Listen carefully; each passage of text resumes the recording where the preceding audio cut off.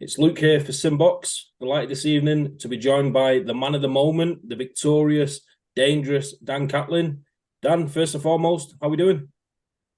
Buzzy, mate. Like I say, obviously, been a good step up for me and a good performance. Been a good few days, obviously, yeah, on top of the world, really. Absolutely. So for those that might be living under a rock, have not used social media, they might not have seen your epic, brutal third round stoppage of Jack Killgallon to win the Central Area middleweight title.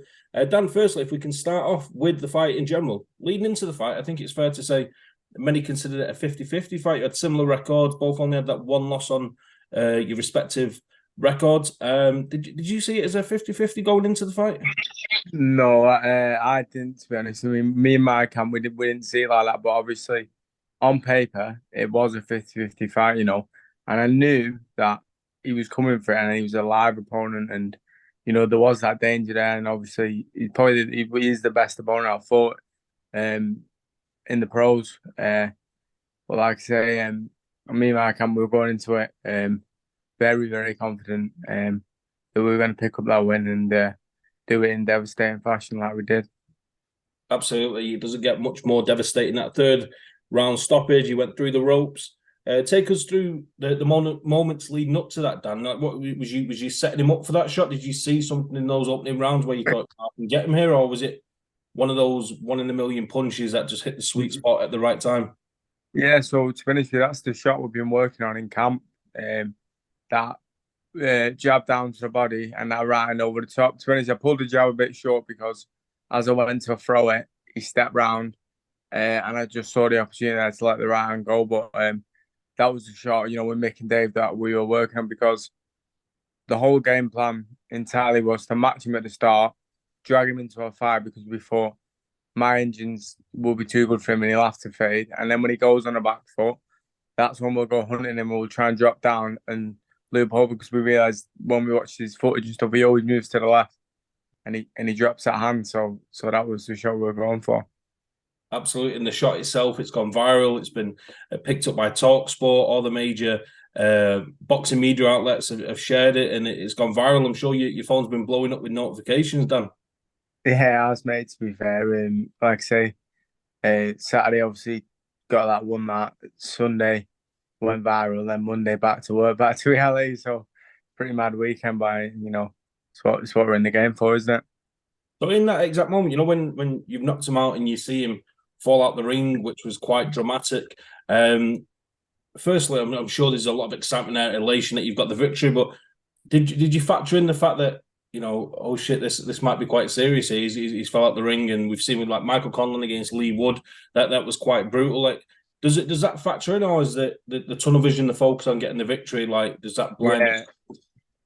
Yeah. To be honest with you, yeah, I think at first, I didn't think about that at all.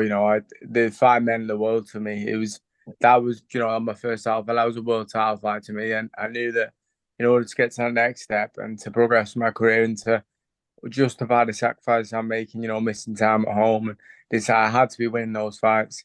Um, when I landed the shot, and he went, I think I went straight to celebrating for the first 10 seconds, and then the refs come over, and that kind of snapped me out of it. I looked to him and said, "Is he all right?" And then that's when I thought, "Oh, buddy, I would better hope he's all right here before we celebrate." But yeah, I spoke to him backstage, and he's doing well. I'll give him a message the day after, and he's doing well, which I'm glad about. So hopefully, he can come again and yeah, come back from it.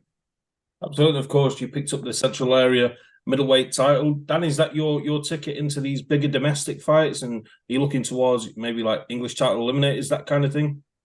I hope so. Yeah, yeah, definitely. Like I say, I'm gonna have a meeting with Kev this week. We haven't spoke about anything yet. Really, we're just letting the dust settle, see what comes in, and we'll go from there. But I'm hoping this is, taking some big fights and some big exposure for me. I think, I've got a fan friendly style. I think, I'll come for the win. I'll come for a war. I'll go for the stoppage. So I'm hoping this propels me to the next stage. Really. Absolutely. And you look at that domestic division at 160 pounds. You get at the top, you get the likes of Chris Eubank and Liam Smith and Felix Cash and Denzel Bentley. But further down the ranks, it's a really good division, isn't it? And if you've got that central area title as a bit of a bargaining tool, and you've got the momentum of having a viral knockout, that can be no better footing to get into one of these 50-50 domestic scraps, really. Yeah, that's it, mate. Like I say, with coming back from, I had about 15 months off before I find the first thing I said to Kev when I came back, I said, "Don't get me a journeyman." I said, "I don't want a journeyman." I said, "We've had them 10 fights." I said, get me somewhat proper." I said, I'm not bothered if I'm in the away corner, which I was for that Jack Killgallon fight. You know, they offered us a fight in the away corner, and that's what I want now. I want some good hard fights, um, and yeah, some good exposure. And of course, you had a period of time away from the ring in the build up to this fight. You said there that you wanted to jump into a good 50-50 fight to get back into things. Was there ever a worry that time away could have been detrimental? No, no, not at all. They asked me that actually in the interview before the Jack Killgallon fight. Now, if I was out of the gym for a long time, I'd probably be a bit worried, but I was never out of the gym. I think, my daughter was born, and I was in the gym that week training. I was training all the way through. I just had a bit of time away from all the other stuff with boxing, so I can relax a little bit at home. But there was never a worry. And the way I've been sparring, I'm a different fighter now. I think I showed that on the night. I'm a different fighter to what I was. I've matured physically. Um, my defense is a lot better. I've improved tenfold, and I knew I was going to show out on the night. Well, you mentioned then it was something I was going to bring up. You became a father about a year ago, and it's an old boxing cliche, but once you become a father, you realize that you're not fighting for yourself; you're also providing for your family.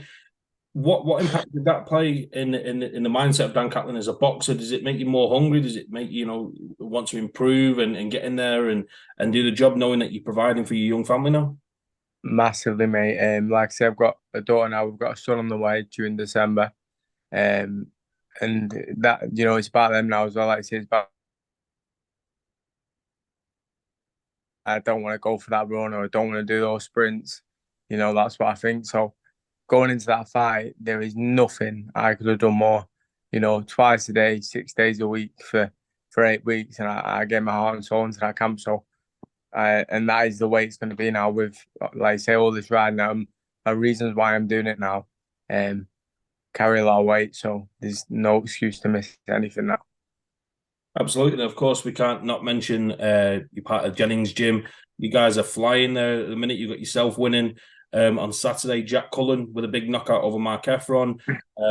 Matt Jeffers picked up a win as well. He's part of Jennings Gym, isn't he? Yeah, that was another big Yeah, win. it's, Obviously, confidence breeds confidence, success breeds success, and you guys are really showing that. yeah, that's a massive thing, mate. As well, I think, um, as well as the fact success breeds success. We're all similar weight. They're super middle, I'm middle. So for all these camps and these fights that we've been having, we've been sparring with each other. If we do a lot of tech sparring, and we keep it sometimes a bit lighter in the gym, but we need each other for hard sparring as well. So we're always in these situations where someone's in camp. So you're in the gym all the time, you spar and you're helping each other out, and it's just bringing you all on. And like you say, success breeds success. Absolutely, Dan. You're our man on the inside here, part of the Jennings Gym. There's been rumours on social media and little whispers. I don't know whether it's tongue in cheek or not, but is there a chance we see a Jack Cullen Mark Jeffers fight for real with all these belts that they're collecting? No, no, I think Jack Cullen said in his post fight, he said, "Oh, me and Mark Jeffs will headline and we'll sell the show out." And now I think Jack meant we will have a fight each on the show. Right. And I think it was taken the wrong way. But listen, I don't think you'll see them two fight each other. Maybe if it's right at the top and it was right for both of them. But yeah, I don't think that'll be happening anytime soon. Okay. Thanks for clearing that up. In terms of, like you say, after the fight, you was back in work on Monday, which I find fascinating. Is there a time when in terms of staying away from the gym, do you allow yourself a couple of cheat meals, a couple of days off, that kind of thing, or is it business as usual? In when I'm in camp or Since after the fight. Saturday. So I was in the gym on Monday. I've not been boxing, but I was just in my local gym. I like training a lot anyway, so fitness that sort of thing. So I was in the gym on Monday. I've had a lot of good food as well, so a lot of good food and just keep training really. Like I said, weight's not an issue really for me. Even when I'm having a bit of bad food, I'll have a bad tea, but the rest of my food's all right. So I never really put on that much weight. But Dan, just looking back a bit further back in your career, you had that one career defeat, a shock defeat. I think it's fair to say back in 2021. At that point, did what impact did that have on your mindset? You've recovered, you've come back, you've got 3 wins on the trot now, you've won the biggest fight of your career. But do you look back to that moment as kind of pivotal? And did it change anything? Did it make you more hungry? Did it up the desire? Maybe I think it taught me a lot in terms of the way I was doing things. So I went into that fight quite dehydrated, really, and a bit stupid and naive to the effects of that. And when speaking after, we think that's one of the reasons why it went the way it did. And then obviously due to that fight and what happened, I felt like I needed a change, and that's why I moved to Jennings Gym.